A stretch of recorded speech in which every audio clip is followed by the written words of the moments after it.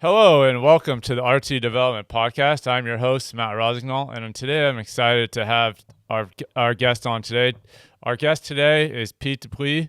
Pete is the co-founder of Cressey Sports Performance, one of the first and true leaders in baseball performance. For nearly 2 decades, they've worked with some of the top big leagues and Major League Baseball, along with high-level college players and developing athletes across all levels.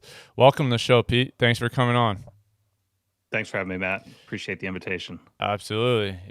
Pete is actually my business coach, and we usually are talking business, but I think Pete is the business guy behind CSP, and he's been doing this for I think 18 years exactly.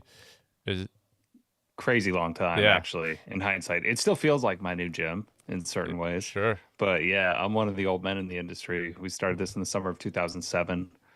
Didn't know podcasts would even be a thing at the time that we got going. And here we are talking about that stuff.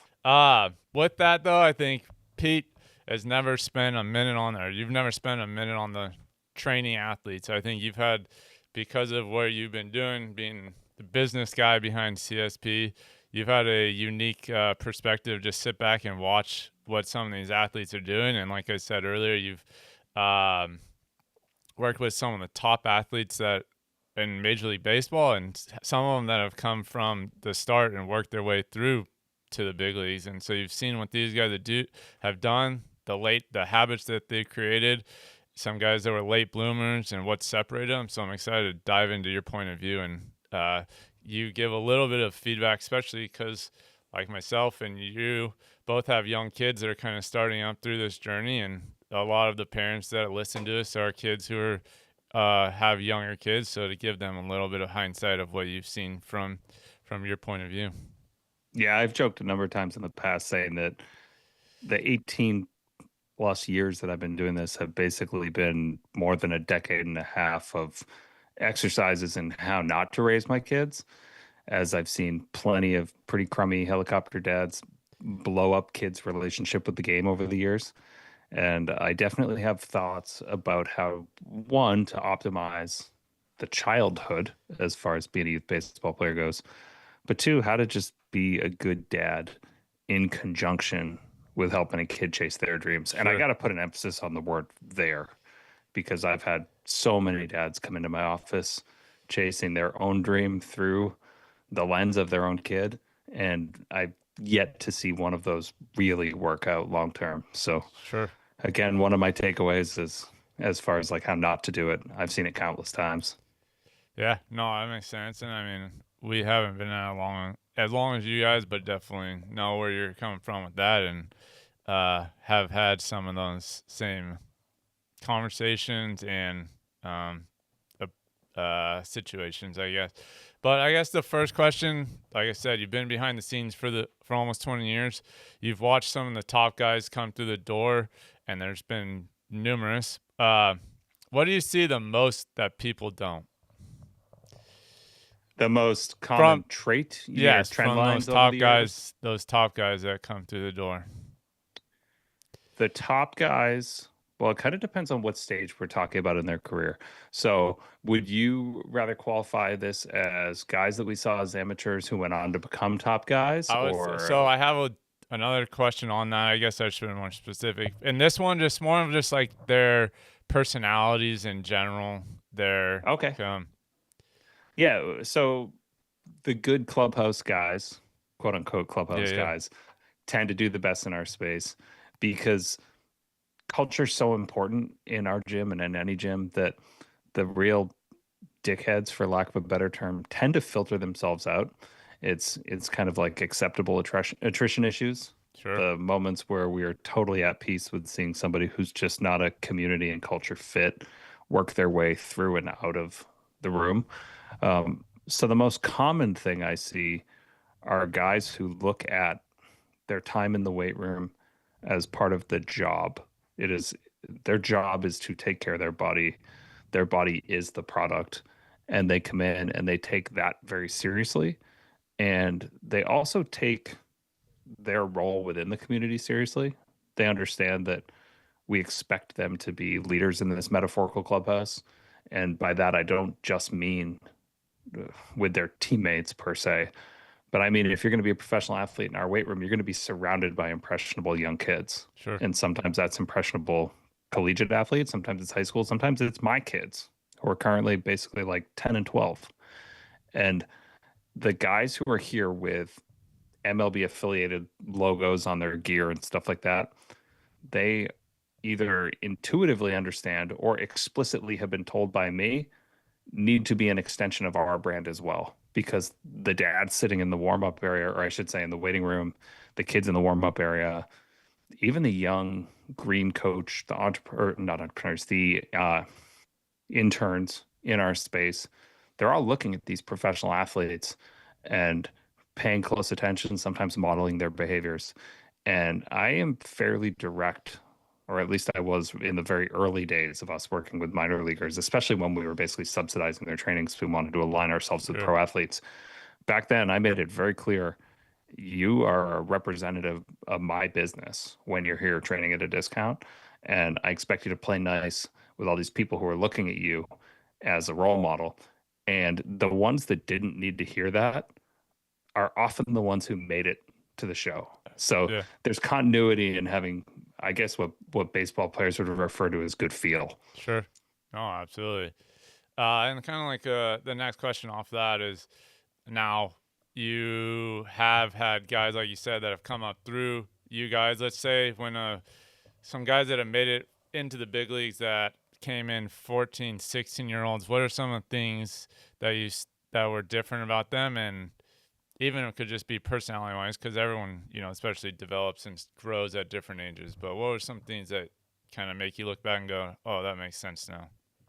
Those are the kids who see the pro guys as a resource every time they come through the door, and they're basically like sponges. They're the ones who follow the pros around and relentlessly ask them questions about their throwing program or about how they think about their off season, about their warm ups. They ask if they can sit in the back of the cage and listen to them chat while they're throwing a side session or a flat ground. It's really the guys who, the high school kids who have the self awareness to not get in the way, but also maintain as much of a presence as they can in the orbit of these guys as Sure. possible, are the ones who learn specifically kind of what I was saying earlier. How do the professional athletes carry themselves from the minute they step through the door until the minute they leave? So they'd see that the best, hardest throwers, the healthiest arms, the guys who had done the most things with their career, they'd notice that they come in and they're all business. Yeah, they say hey to the guys. Sure. They're part of the community. They'll walk around dapping guys up and saying their hellos and shooting the shit. But the reality is, when it comes time to get started, they're so locked in. Yeah. And the guys who are there, in my experience, aren't skipping warm-ups, aren't taking shortcuts on their mobility work or their arm care.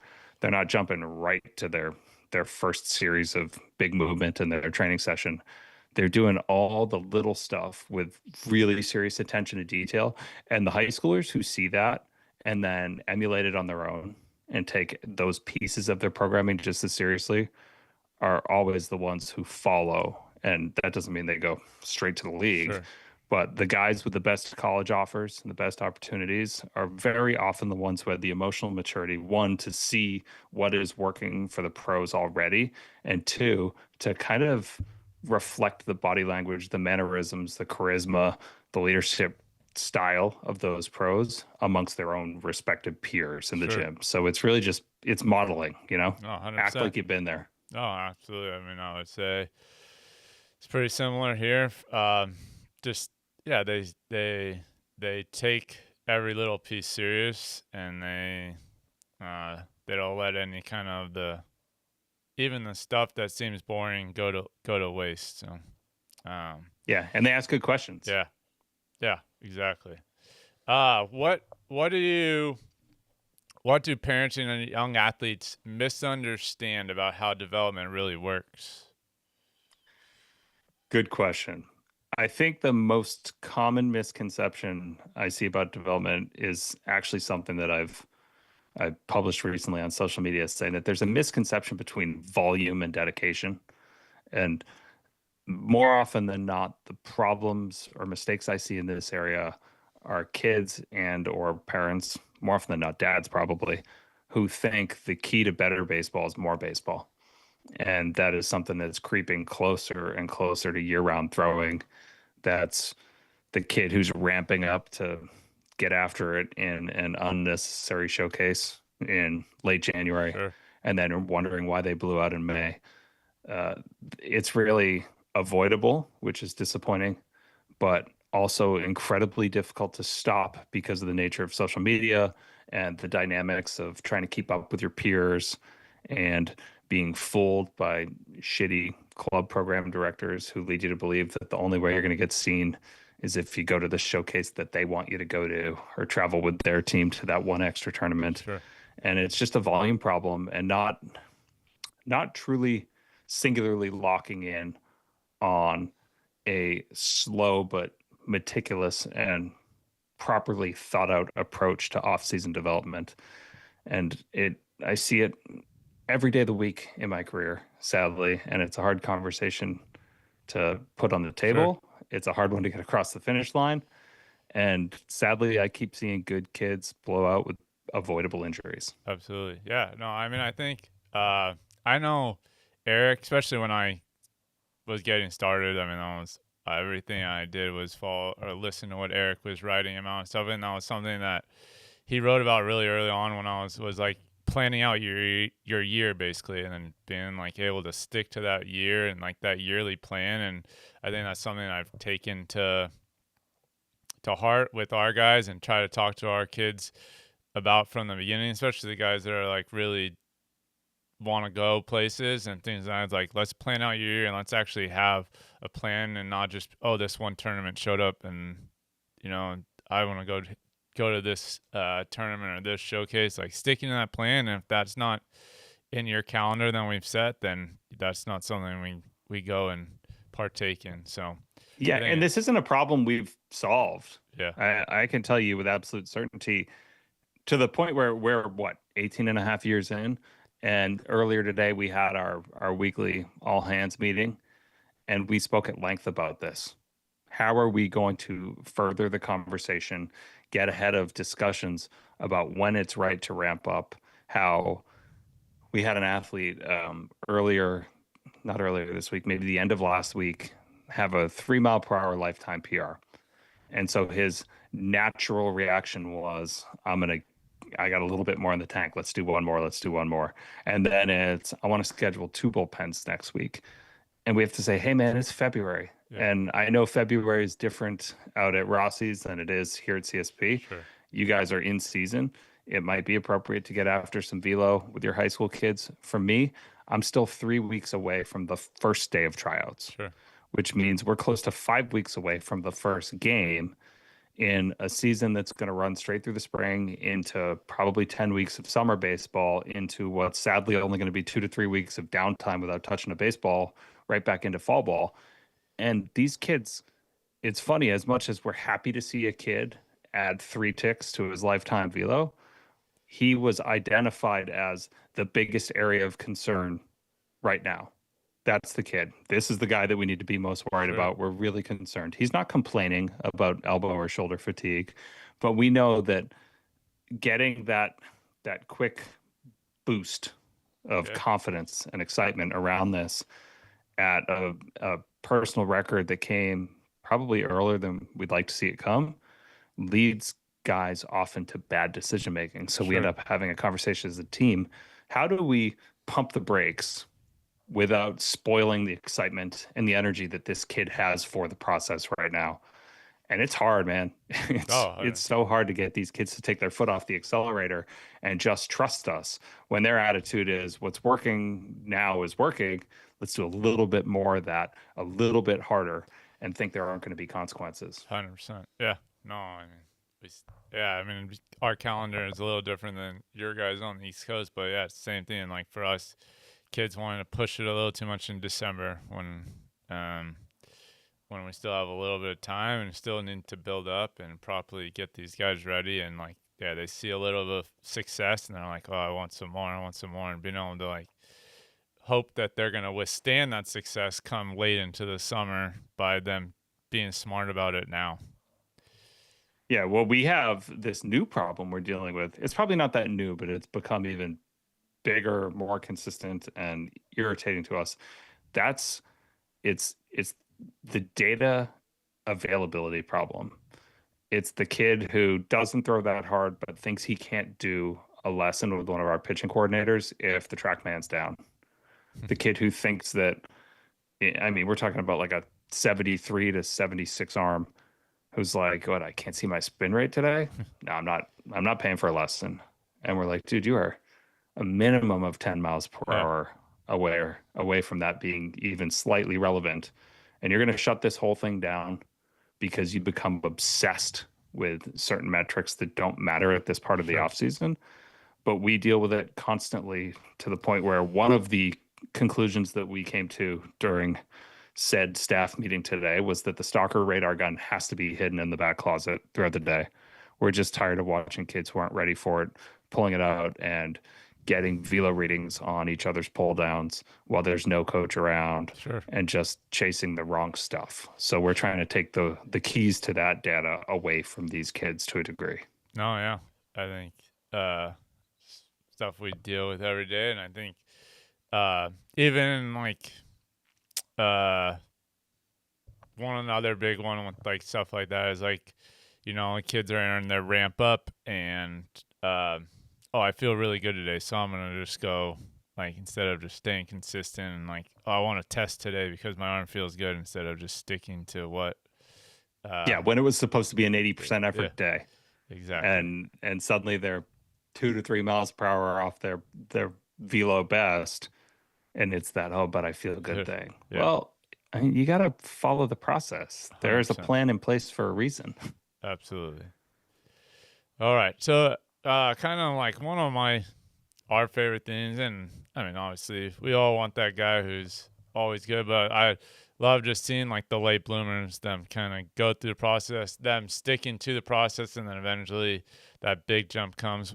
Of the guys who become pros or high level college athletes, uh, can you think of a number of guys that were not that guy, let's say, in high school?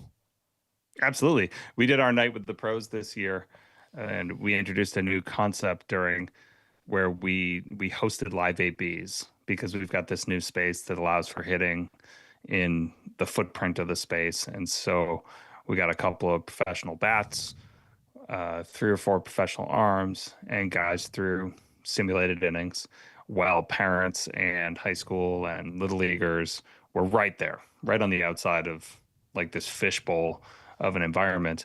And I would say it was widely agreed upon that the best arm we saw was a guy who was an undrafted free agent out of a local Division III school who didn't make his varsity baseball team until his junior year at a pretty underwhelming program. And this is a guy who led the AA affiliate for the Blue Jays in strikeouts this past season. And he's a guy who found velo over the course of late college into some summer ball and into early professional baseball. But he wasn't a hard enough thrower as a teenager to be taken seriously at the point that all he had was the opportunity to walk on to UMass Boston, which is crazy. One, nobody thinks that as a baseball school. And two, it's D3. Yeah. How many guys do you see backing up big league spring training games right now who are pitching at the D3 level a small handful of years ago? And he's not on a 40 man right now, but he's as close as you get. And honestly, his stuff was just so nasty that he might be the guy he's probably like a top 3 guy in our internal community who have a shot at the league this year. And he couldn't have been further away when he was 17, 18. So there's definitely time. Absolutely. What did a guy like him or some of your late bloomers, what did they do to allow them to make that jump? Some of them just needed to physically develop later in the game, and they needed to Sure. be patient with trusting that it was going to get there. I think the guys who are emotionally mature enough not to have this expectation that they're going to play professional baseball, but love the game, they've got higher upside. Because this guy Alex, I mean, you don't come out of a fairly middling local high school baseball program and go to UMass Boston and say, I'm destined for professional baseball.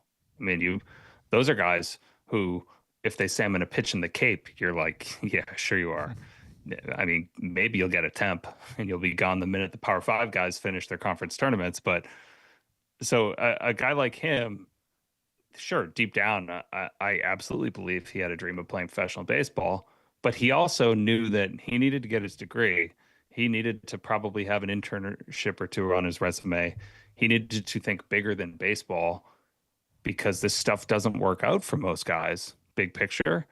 And since he wasn't so emotionally attached to the idea of being this elite prospect, he was able to just do the work and love the game.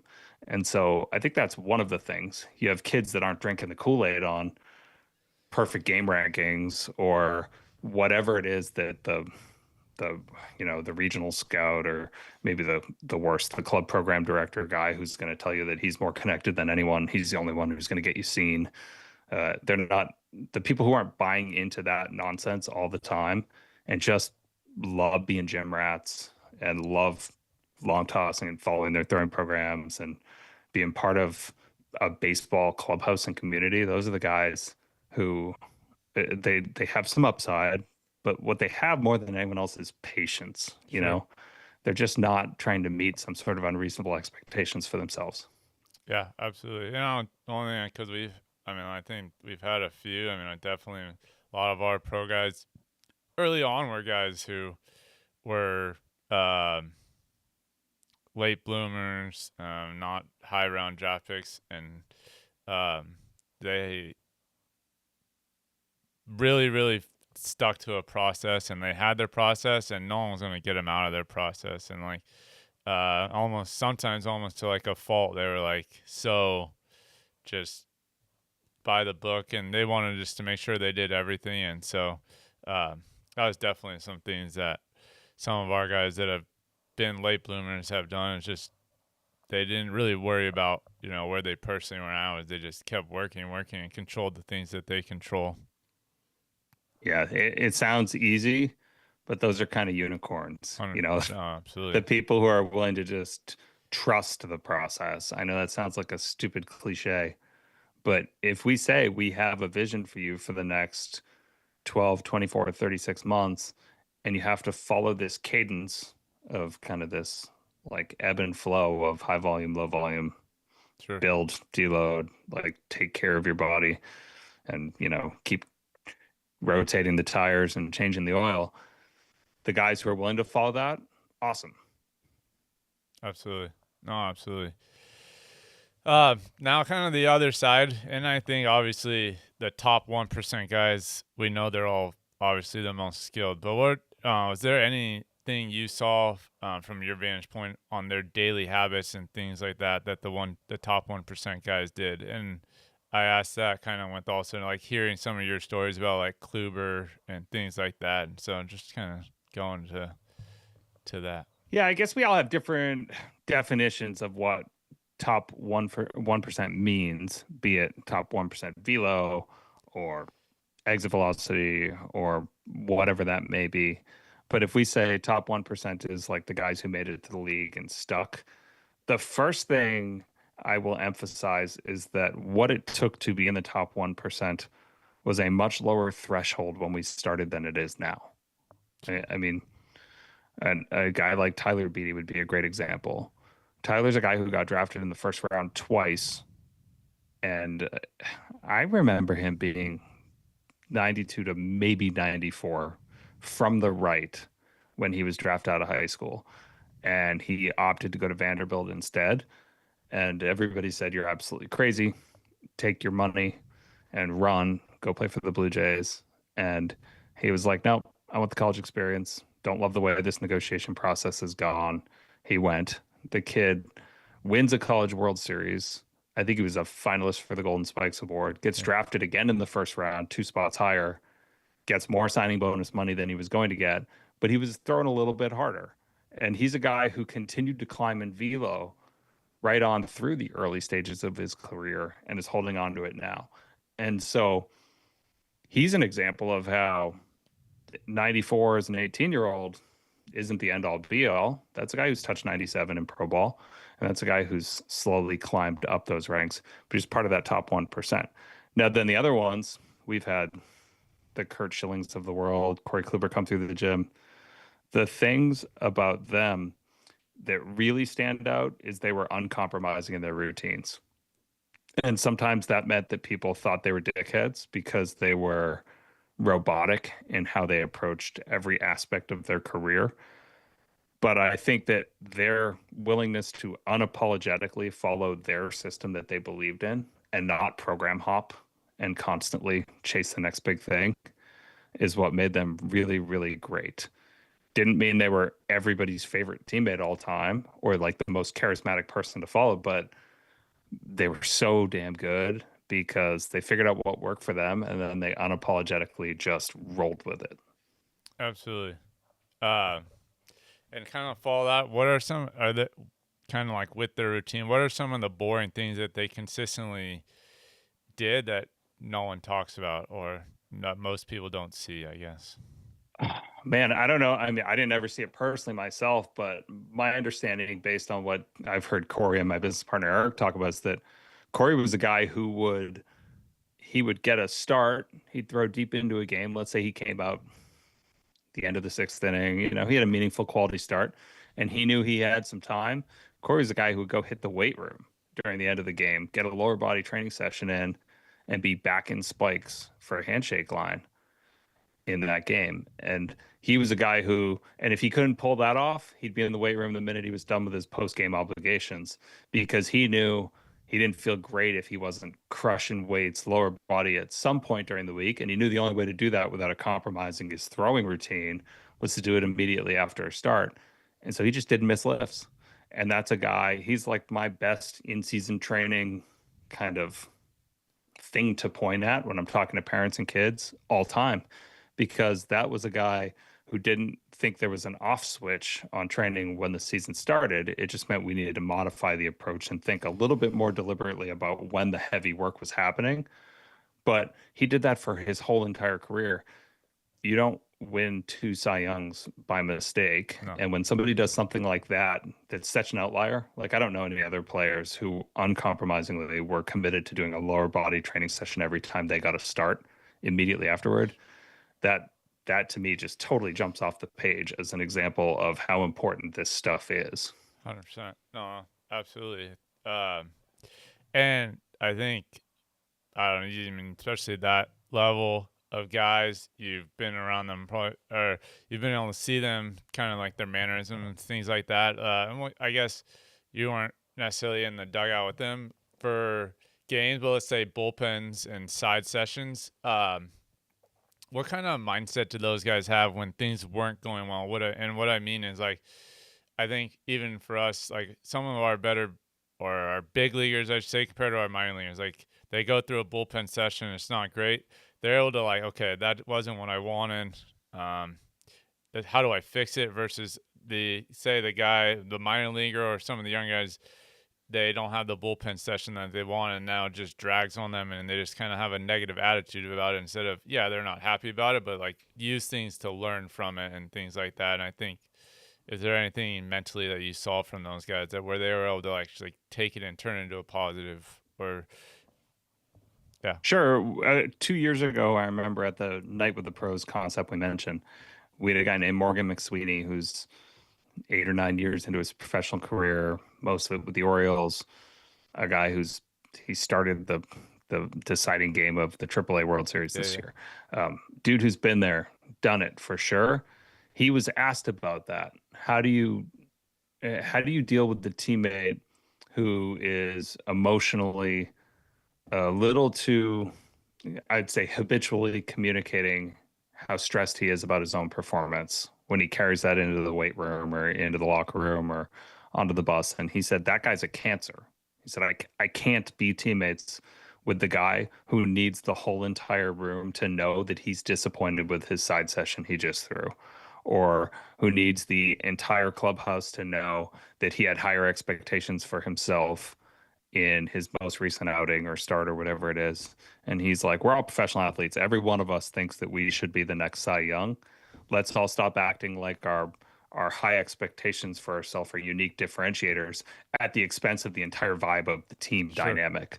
And so he always said, I know that unless I blow out, there's always going to be a next pitch, a next outing, a next start, a next side. And I mean, there's just going to be a next one. What's the use in living in this moment, lamenting that Sure. one bad day? And he actually threw in our lives during Yeah. that event we hosted a couple of weeks ago. And he was probably one of my favorite moments of content we put out in a while. He was a guy who was pitching to a high school bat, like a good high schooler who works at the craft a lot. And we were, the kid's an example of somebody who's committed to socializing with the pros, interacting, learning as much as he can, being a sponge. He's a good receiving catcher. So he does some work with those guys whenever they need someone to play catch. And so we said, we're going to get you an at bat night with the pros. You can come out and do it. And he got an at bat against Morgan, a guy who was running it up to 97, 98. Like this is a guy who Yeah. could really sling it. And if you watch the content I put out, was a video where Morgan's on the mound, and all you can see is Morgan, and he says, "Hey, it's 3-1."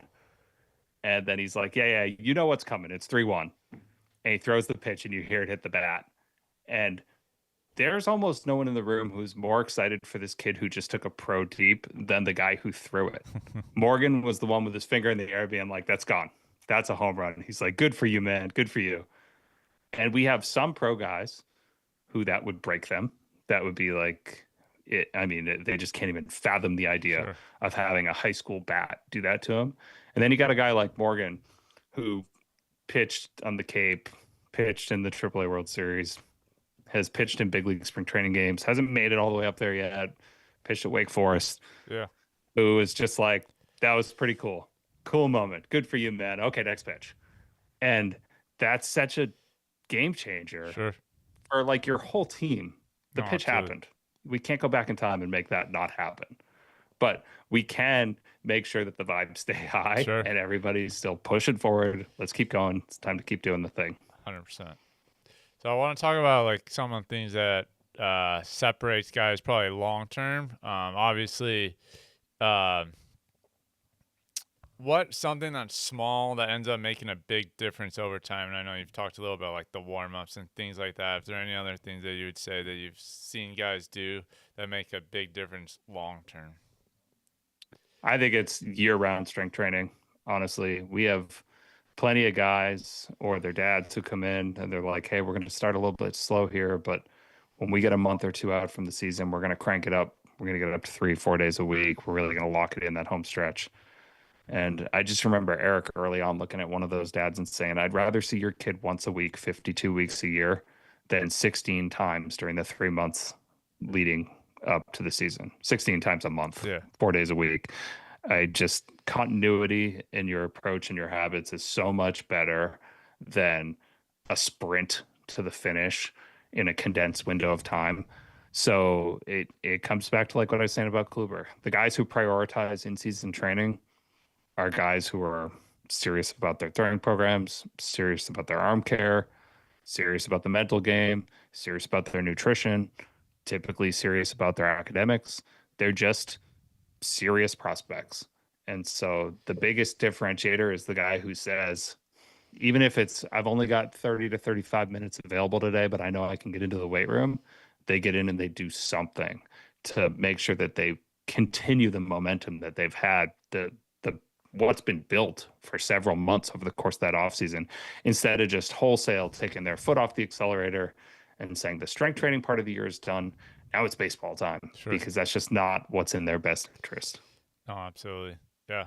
And I think, I think on that also, just like these kids, then they come back and they feel like, man, I was so much stronger. I felt so much better. And then they're almost starting over because they just took 3 months off, or longer. So, Yeah, there's so much work that's done, so much groundwork that's been laid down for these kids to have a successful spring, that when they just completely disregard it and step into their season and come back starting from zero 90 days later, it's kind of sad, because it's like it's a sunk cost, both in a sure. financial investment, but investment time. And it's just such a missed opportunity, because getting strong takes time. but staying strong isn't particularly tough if you give it just a little bit each week. And I say that both from the perspective of somebody who's watched amateur and professional athletes do this now for tens of thousands of hours, but I also say it as an adult myself because I can't train as often as I used to as a dad and a parent of little leaguers and a business owner. I can't make it happen as often as I want, but so much work was done in my 20s and early 30s that now I can do the minimum effective dose and hold on to it, you know? Sure. No, absolutely. Would you say, or what would you say actually separate, or I mean, because you kind of touched on that last question, so I'll kind of rephrase it. Would you say environment, consistency, ownership have a bigger, or what separates guys long term more than just pure talent? Oh, you do get to a point where all the talent is pretty much the same. Like I said to you before we started recording that I was down at spring training last week and I couldn't I couldn't look around on the Cardinals or the Marlins complex and say that guy's obviously the best player. That guy's obviously a fringe guy whose job isn't going to last that long. They all look like the exact same guy. And if you found one who wasn't wearing their name on the back of their t-shirt, because I was there a, a day or two before they actually started gameplay, so I saw real drill work and some live ABs and guys like really work on the fundamentals of the game. Probably 60% of them didn't have any type of print on their jersey that said who they were. They're all the exact same guy. Yeah, Every guy was throwing 93 to 96. Every guy was throwing strikes. Everyone holding the bat was capable of taking it out of the yard. It's amazing how just flatlined the talent level is. That line has got absurdly high, sure. but you get to a point where they're all kind of the same guy. And if I were to look at the guys I know who've got to that level and are staying at that level, and then kind of reverse engineer it and go back in time until they were younger kids working with us, I would say the most obvious differentiator was whether or not the kid took ownership of his own process. And by that I mean, was it the kid who said, "Yeah, send me the invitation to the scheduling app," or was it their mom who's like, "Oh, our family calendar's crazy. Just send it to me. I'll schedule his training sessions." And when that happens, I know for a fact that kid's not making it. Yeah, Like I mean, it's great that mom wants to be helpful or that dad wants to have oversight on this, but if the kid isn't the one scheduling the sessions or asking about their return evaluation after their season, I mean, if that kid's old enough to carry a cell phone around in his pocket, he is old enough to contact us when he needs a new program. And so for me, it's the ones who acted like adults before they were adults were usually the ones who had more upside. absolutely. Yeah, no, that makes sense. Uh, Kind of touched on a little bit with Tyler Beatty, but I think, and I actually, maybe I'll before I get to him, because I'll ask about. I know there's been a handful of guys that started with you when they were, let's say, middle school and kind of worked their way up to the big leagues. Um, was there anything, and I don't know the exact number, but is there anything specific with those guys that you saw or that they did, or anything along those lines that you saw that helped them get to where they got? Or was it just them Sometimes, buying into the process early on? Like, because I know a lot of them started in middle school, if I kind of remember yeah, correctly. they had more runway and they didn't chase novelty. So a kid who, the one I mentioned earlier, Morgan, a guy who's starting with us when they're, say, 13 years old and they just physically haven't matured at all and they have no idea what they have from a velocity and competency standpoint. But what they do have is a parent or a pair of parents who are generously investing in their development and are willing to drive them to and from the gym a couple days a week. There's just such a big difference in the kid whose developmental window is 1, 2, 3, even 4 years longer than everybody else's. And right now we're kind of getting into the stage in my life where I'm like, I'm watching this with my own kids. My kid's 12. He's the right age to start with us. We've said it forever. Like that's around the age we get going. And I've deliberately chosen not to put him in club sports That doesn't mean he's not serious about his sports. He plays soccer, he plays basketball, he plays baseball. Um, he plays basketball and baseball at a pretty high level, like absolutely a at the talent level of your average club athlete. But for this, for a number of reasons and variables, we choose not to do that in our family, and we're sticking with town sports and some summer all stars, and he's doing some lessons in our space. He is a kid who's just going to have this unbelievable stretch of thoughtful, pragmatic, intelligent program design that isn't going to overdo it to the point where he hates it or he burns out or he gets hurt. It's going to help him to learn to love the process in the weight room. Him and his younger brother are going to have a big competitive advantage there. And I'm in no way saying they're going to play professional sports. It would be surprising to me if they played college sports, based on what I know about kind of the percentage of kids who go on to do those things. But he will have as good or better of an opportunity than anyone else because he's going to show up to that stage in his sports lifetime healthy and strong. And the guys who started with middle school and made it all the way up, well, part of the reason they made it is because they stayed on the field. And I think we had a lot to do with that because Absolutely. there are very few things more disruptive than throwing a baseball as hard as these guys do. There's nothing healthy for their elbow and shoulder about what we're doing. We're just kind of slowing down this freight train toward explosion. And I think we've done a really good job of helping these guys avoid what is almost inevitable when you throw a baseball 95 plus. Sure. No, absolutely. Um, so kind of now following up with that, more of something specific to uh, Tyler Beatty, who you did touch on, and he just got signed by the Cubs recently, so he's back Yep. in affiliated ball. You watched his path closely. I know his dad's very heavily involved, not necessarily in him, but in the baseball world. Is there anything you learned from him, his path, and from his dad that you are applying to your own kids, or well, Colin, or kids his age? Yeah, so I'll tell you a story about his dad. Um, his dad's name's Walter, and I would say this to Walter's face because I've told this story in Walter's presence, but Walter's the only, by definition, helicopter dad I've ever seen who just completely proved me wrong. I mean, Walter walked into our office 16-ish years ago, maybe a little longer. And he stepped in and he said it was me and Eric sitting in my office on a weekday before we'd even opened. And he's like, "Hey, my name's Walter Beatty. My son Tyler's a sophomore over at this school over here. He's eligible for the first year player draft in X year, which happens to be the last year of the current agreement. And they're going to renegotiate the collective bargaining agreement and they're going to start slotting signing bonuses. So we want to make sure he's in the best position possible to maximize his signing bonus when he goes in the first round as a senior." And we're like, "Okay, dude, who are you?" And he's basically like, "Here's some cash. Will this get us through the off season?" And he's like ready to spend thousands of dollars for us to take Tyler through the off season as just a sophomore in high school who we've never heard of. And we said, "Yeah, we'll work with him. We'll help you out." And he left that day. And Eric and I looked at each other and we were like, "That guy's crazy. I bet his kid's terrible."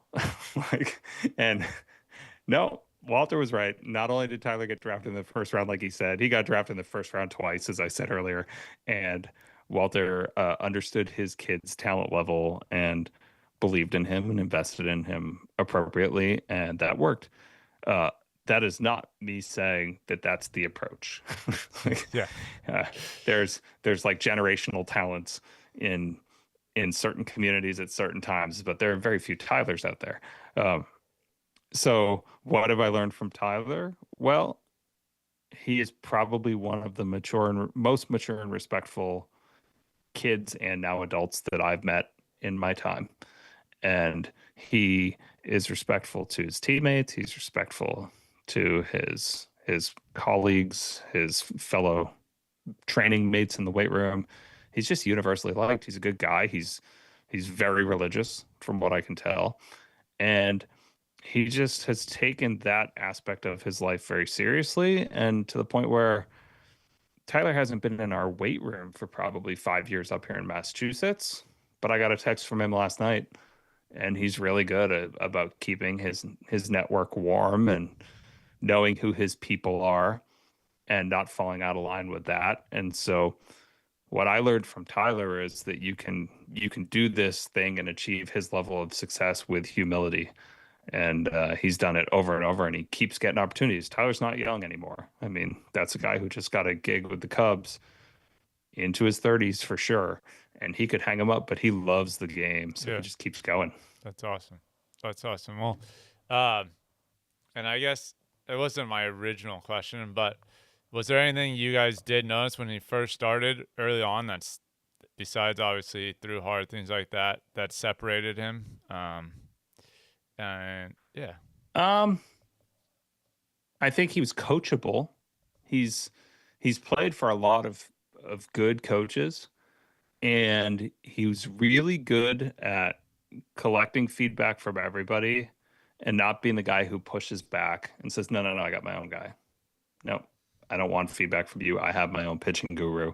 He understands the political aspects of the game really well, because that's one thing that our athletes need to learn. Like you and I both definitely know dozens and dozens of kids who fall in love with our respective gyms and they bust their ass through high school, and then they go to college and they come back at Thanksgiving break and you're like, "How is it?" And they're like, "It sucks. My strength coach is an idiot. I need you to talk to him." And we're like, "No, do no, that. we're not doing that."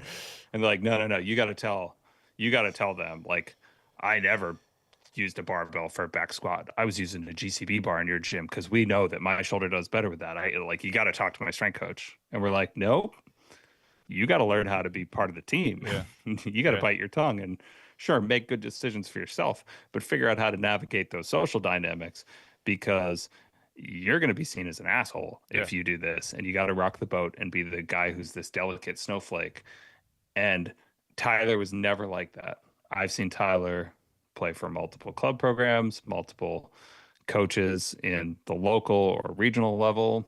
He obviously did very well at Vanderbilt playing for Coach Corbin. He has just done a good job of kind of towing the line and being part of the team and the community without ever coming to us and being like, "I need to tell you why this coach sucks." No, they're good yeah. coaches, they're bad coaches. You're going to come across all of them in your career. The real good guys like Tyler learn how to take something valuable away from every one of them. That's great. Yeah, that's good. I think we see it even now. I see it all the time with kids here that we deal with, especially like younger ones, and thinking they can only listen to the one guy or only get. And once they've been told something by one other, and they have their minds made up, and then they don't want to listen. It's not even that they don't want to even listen to know if they will get something out of it. Yeah, and these kids, they don't appreciate or realize the fact that your reputation is what people say about you when you leave the room. Sure. And if you go back for your summer break and there's a new intern on campus who's like, "Hey, I heard we got Tyler Beatty here. What's he like to work with in the weight room?" If that straight coach is like, he's an arrogant prick, honestly. He thinks he knows everything about everything. He thinks we should be running a CSP program in our weight room and we don't believe in everything they do. Screw that guy. That that can hurt you Sure. both personally and professionally a long time. And so you got to understand how to navigate those dynamics. Absolutely. And it's easier said than done. I'll say that for sure, because Tyler is more the exception than the rule from what I've seen. Absolutely. No, makes sense. Last kind of thing, and I think last specific thing that I want to talk about is now we talked a little bit about it. Is you have a kid who's kind of now going through the, like you said, your son Colin specifically, 12 years old, starting to train, do this stuff. I have a kid who's league age 12, but he's 11, so same age. And like, I mean, one of the best things I think for myself and especially for you, I'm sure, is like just bringing my kid around, just watching, having him just watch what others are doing. He's a little bit now like kind of like I've known those guys for a long time, so it's not as enamored by what they do. At least for my kid, I don't know about Colin. But with that being said, I think that's definitely probably like one of the best things for him is to learn through them, not me trying to kind of coach him with things. With that, is there some of the things, habits that you're trying to really make sure or prioritize with, I'll say specifically Colin, just because he's in the weight room now and things like that. And so, but also for both kids. Yeah, the thing I'm focusing on most with him in my operation is being independent. And so when we get there, for example, when you and I hop off this recording, he and I are going to jump in the car and we're going to run over to the gym. He's excited to go. He asks every night if we can go the next day. And on the way over, we'll talk about what school was like today, and I'll make sure the homework was done, and we'll go through all those things. Those boxes will be checked. But when we get there, there is no looking to me for guidance on what to do, where to go. I almost like can't get into the building as fast as he does. We'll get there and like he'll be out of the car and gone, and then I won't see him for an hour and a half. And I love that. I love that he's just kind of poured himself into the community and he works the room. Like he'll go in, he'll say what's up to every single person there. He'll drop his stuff in the cubby room and he'll get his program, and then he'll go and he'll kind of do that delicate balance in our gym of socializing and strength training productively. And then when it comes time to go, I'll ask him how his lift was, and I'll really mean it because I wasn't there watching it. Like Sure. I'm not gonna see a single rep of his session today. When I get there, I'm not gonna make it past the front office because I'm gonna go right to my admin and I'm gonna say, all right, what do we got? What's the update? What do you need help with? And we'll start cranking through our own to-do list. He does his thing, I do mine. And for me, I don't really care if he sets PRs in the weight room, especially because he's 12. Sure. But I don't care about micromanaging the training. I care about him kind of navigating the social dynamics and the personal responsibilities around being a good member of our community.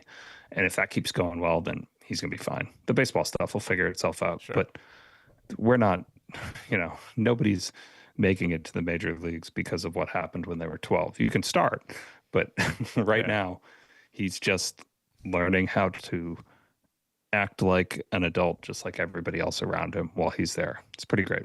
No, absolutely. With that, what are some mistakes that you've seen over the years that you'll make sure to avoid? Uh, Trying to win your 12-year-old development or when you're 13 or you're 14. Like, I mean, with the certain exceptions, you might see people making college commitments as outrageously talented, like freshmen in high school. But Sure. understanding that this is a build toward your junior year more than anything else, if we're actually like looking at this from like a develop. Sure.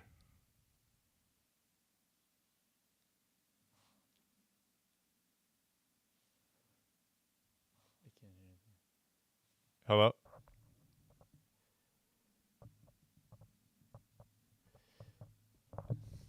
Can you hear me? There we go. You cut out for a second. Oh, sorry. Hey, Uh, I got a crystal clear connection with you on that end. All I was really saying is that I need him to understand that nothing is like won or settled or established, even for the next like 3, 4, 5 years. sure. And this is about just building good habits and laying down a foundation that will make him, well, one, a decent human being by the time that he's leaving our house to be a college student. But two, if he is serious about playing these sports, this stuff is a very, very long game. No, There, absolutely. there won't be a single pitching lesson or at bat or training session or rep that is going to be the difference between him playing or not playing a sport that he's interested in at a higher level. And just understanding that this stuff's supposed to be fun. Absolutely. There's always going to be a better player. He's arguably the best player in Massachusetts at his age level is our neighbor who I'm going to also pick up in 10 minutes to drive to the gym with us. And if he's going to spend every training session and every bullpen catch play session with this guy evaluating himself against that athlete, he's going to be a pretty sad baseball player Yeah. because we all develop at different stages. And so I'm trying to help him understand that this is about competing with who he was yesterday, not who the best player on the best team in a small little market is right this second. Absolutely. And I mean, I'll follow up with that only because, and and this is more for your personal. I can't think of the word. It's not wisdom, but thoughts on this because I mean, especially as a coach of that age group. I mean, that's definitely something I try to find to get them to understand that. Like, I have a couple kids who, they really want to compare themselves to others, and I try to really emphasize, like, all I care about is you were better than you were yesterday. At least you're working to be better than you were yesterday. And like at 12, as at they're 12 right now, at that 12-year-old, it doesn't matter about, some kid who is maybe a little bit better or just way bigger and stronger than that's out of your control. And just, I don't know, either for me or for the parents listening, is there anything that you've taken away or learned or thoughts to help kind of get that message across? Um, this is oftentimes more about getting the message across to their dad than it is to the athlete. The athletes, sure, they're enamored with metrics, but if it's important to their dad, that's when it starts to get a little scary. If you got a 12-year-old who's sitting 65 and says, their dad's like, what is it going to take to get him to 70 this summer? And in your mind, you're like, why does it matter? Yeah, 65 is gas on a little field. sure. I kind of know what to tell you. And when the kid hears the dad just relentlessly asking those questions, are we doing enough? Do we need to talk about nutrition? Do we need to do this? Do we need to do that? And sometimes you want to just say to the kid, you need to ride a bike. Yeah, You need to go trick or treating. You need to go to the pool party instead of the showcase. You need to be a kid because training like a professional athlete as a 12-year-old is the stupidest shit I've ever heard. yeah, Can we take little things that work with our professional athletes and teach them important life lessons and help these kids kind of learn about making good decisions in the weight room? Sure. But training them as if they're on some sort of developmental path to be pros someday as sixth graders is it really rubs me the wrong way. sure. And so I think the thing that I've learned most is that what's in the best interest of the athlete isn't always what mom or dad wants to hear, but you're better off having that difficult conversation now and potentially losing that dad than you are allowing them to believe that the path that they want to be on is the right one, because I can't do that in good faith. Sure. No, absolutely. I think that we have a travel, and it's kind of a travel ball team. It is a travel team, but I have it because my kid's part of it. It's not like because I'm out here trying to sell something or anything like that. And that's something we talk about. Like, and it's not, we don't have a team that's like we tried out for to pick the 12 best players. We want to like bring in kids that want to get better, that want to learn to play the game right way. And it's not about going and selling out for the kids or anything like that. It's just helping them, teaching them to play the game the right way. That I was lucky to be around some good people, and so I just want to continue to share those messages. Exactly. And Same mindset for me. Exactly. One last question for the parent, and then we'll get you out of here. What's one thing you wish every parent understood about development? And then also, is there anything that parents do unintentionally that hurts long-term growth? Oh, there are plenty of different things. I think I'll cycle back to the one last thing is that once you start training, it shouldn't be seasonal. The volume of training you do can ebb and flow seasonally, but there shouldn't be a season of the year where you're like, I don't take taking care of my body seriously. So that would be my first piece. There will be times of the year when you train 2 or 3 days a week, and there'll be times of the year where you train 1 day a week, but make sure that that number never becomes zero. Obviously, within reason. Go on vacations, Sure. have fun, like be a normal person. But in the grand scheme of your normal life, once you turn the switch on, make sure it stays on. Um, and then beyond that, I think, not to beat a dead horse, but understand that there's very little to be gained mentally beating yourself up as a 12-year-old or a 13-year-old or even a 14-year-old about not being the best in your class.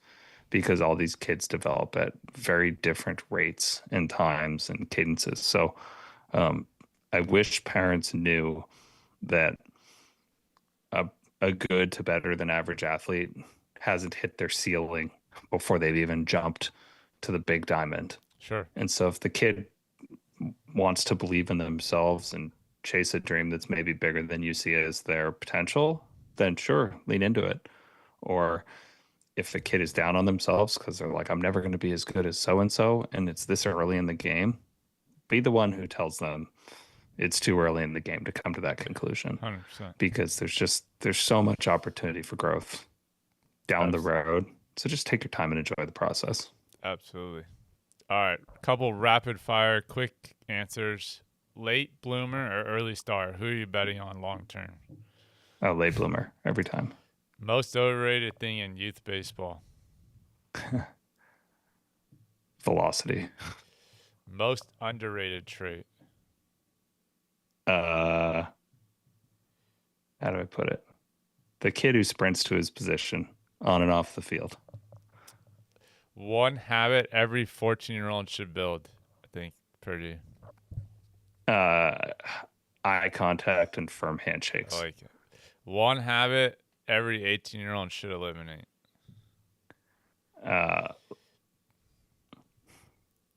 Just one. Oh my God, there's just one. I mean, if I want to be really aggressive, social media. I like it. One sentence. The last one. One sentence every baseball parent needs to hear.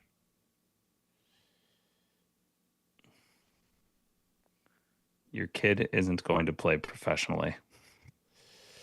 Awesome. Well, I really appreciate you coming on, Pete. I think this is awesome. I think it's really going to be beneficial for the parents and the young kids listening, and that's kind of really what I wanted to get out of it. And I know it's not your usual topic of conversation for you, but I think you definitely have a unique perspective from your seat that you've had for the last almost 20 years.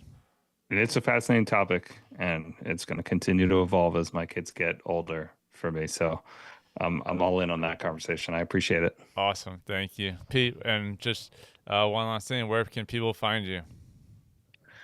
If they want to learn about our business, they should check out our website, CresseySportsPerformance.com. And then from a content standpoint, I put out some thoughts on this stuff on Twitter and Instagram, or X as we'll call it, and Instagram, and both of them are the same username. It's Pete _ and then my last name, which is pronounced Dupuis, but not everybody pronounces it probably when they see it, a French Canadian name, which will probably be in the show notes. I won't spell it out for you. Sounds good. Well, thank you guys all for listening. If you want to get a hold of us, you can reach us at rossistraining.com and on Instagram at rossistraining. You can DM us till the next show. Thanks for listening. Have a good one. Bye.